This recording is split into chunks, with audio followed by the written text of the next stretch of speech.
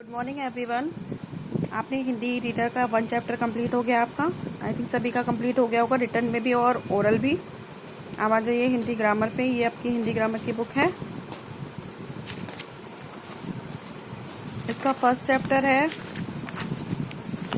भाषा और व्याकरण।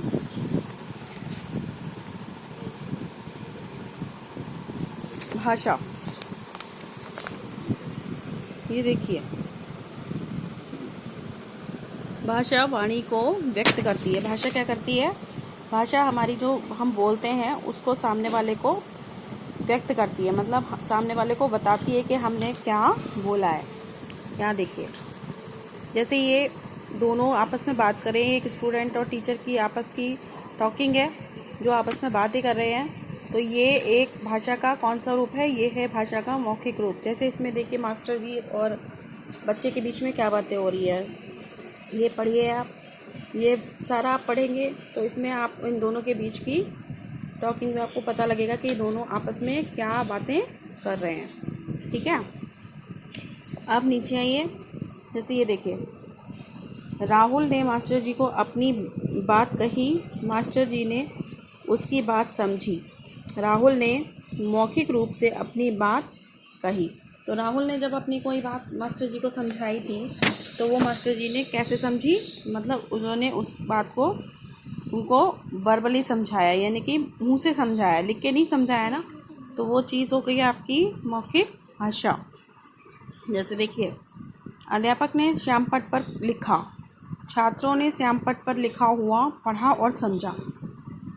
ठीक है, तो ये चीज़ तो आपकी मौखिक भाषा में आ गई कि जो ये टॉकिंग पे हो रहा है कि इन दोनों ने क्या बातें की हैं, ये मौखिक भाषा में आ गई। अब यहाँ पे ये अध्यापक ने जो लिखा है, टीचर ने जो ब्लैक बोर्ड पे लिखा है, ये कौन सी भाषा है? ये है लिखित भाषा। जब कोई इंसान किसी भी चीज़ को लिख के समझाता है, सामने वाले इंसान को जब कोई भी बात लिख के बताता है, तो वो होती है उस चीज़ की लिखित रूप। अब देखिए, ये इसकी डेफिनेशन है। भाषा वह साधन है जिसके द्वारा हम अपने विचार बोलकर या लिखकर प्रकट करते हैं तथा इसी रूप से दूसरों के विचारों से अवगत होते हैं। मतलब भाषा वह साधन है जिससे हम अपने विचारों को लिखकर या बोलकर दूसरे सामने वाले इंसान को ये बात बताते हैं कि हम जब लिख रहे हैं या बोलकर उसे बता रहे हैं किसी चीज़ को, मतलब हम अपनी फीलिंग्स को शेयर कर रहे हैं, तो वो चीज़ क्या है? वो है भाषा। हम सभी हिंदी भाषा हैं। हिंदी संपूर्ण भारत में बोली व समझी जाती है। हम सभी हिंदी भाषी है, मतलब जो हम बोलते हैं वो हिंदी ही बोलते हैं मोस्टली। तो हम सभी लोग क्या है? हिंदी भाषी। हमारे देश में हिंदी, अंग्रेजी, उर्दू, बंगला, मराठी, गुजराती, पंजाबी, कश्मीरी, कन्नड़, तमिल, तेलुगु, मलयालम, उड़िया, असमी आदि भाषाएं बोली जाती हैं हमारे देश में। मतलब ये इतनी सारी लैंग्वेज हैं जो हमारे देश में बोली जाती हैं। ठीक है, अब भाषा क्या है? विचारों के आदान प्रदान का माध्यम। ये एक शॉर्टकट है। जब कर आपसे कोई पूछता है कि भाषा क्या है, तो आप ये बात बोल सकते हो कि विचारों के आदान प्रदान का जो माध्यम है वो भाषा है। नेक्स्ट पेज पे आओ। यहाँ देखिए, भाषा के भेद। भाषा के 2 भेद होते हैं। कौन कौन से होते हैं? मौखिक भाषा, ओरल लैंग्वेज, और लिखित भाषा, रिटन लैंग्वेज। ठीक है, अब यहाँ पे मौखिक भाषा में क्या आ रहा है? जब हम अपने भाषा या विचार मुंह से बोलकर प्रकट करते हैं तो वो मौखिक भाषा कहलाते हैं। जैसे किसी से लड़ाई होना, जैसे किसी से लड़ाई होती है तो क्या लिख के होती है? नहीं होती ना।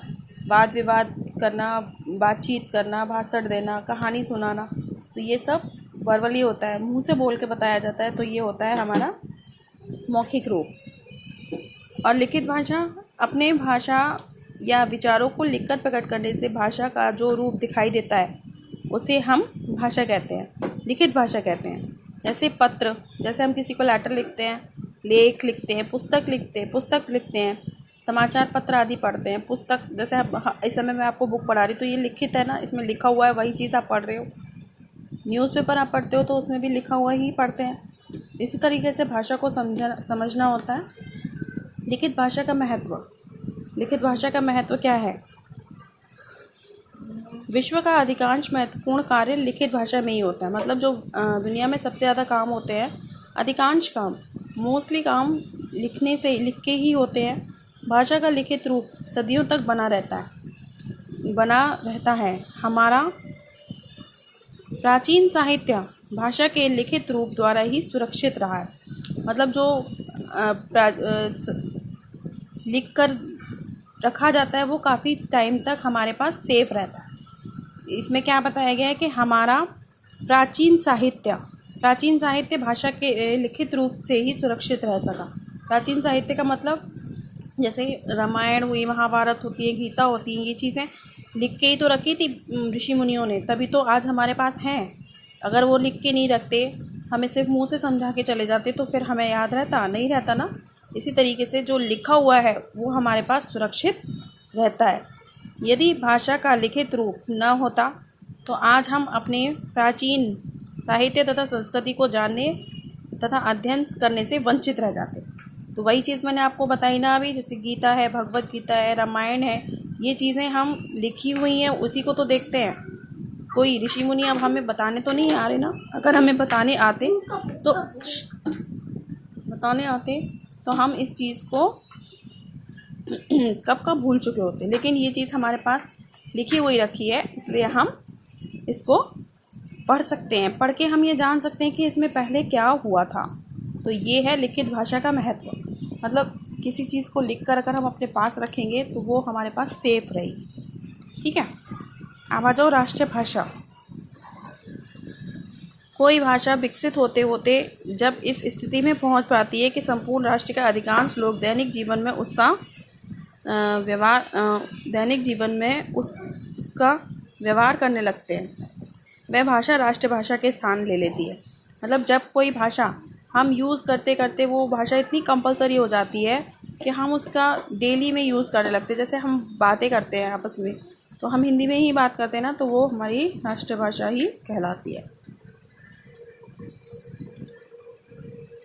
तो अभी आप आज इसकी रीडिंग यहाँ तक लगाइए।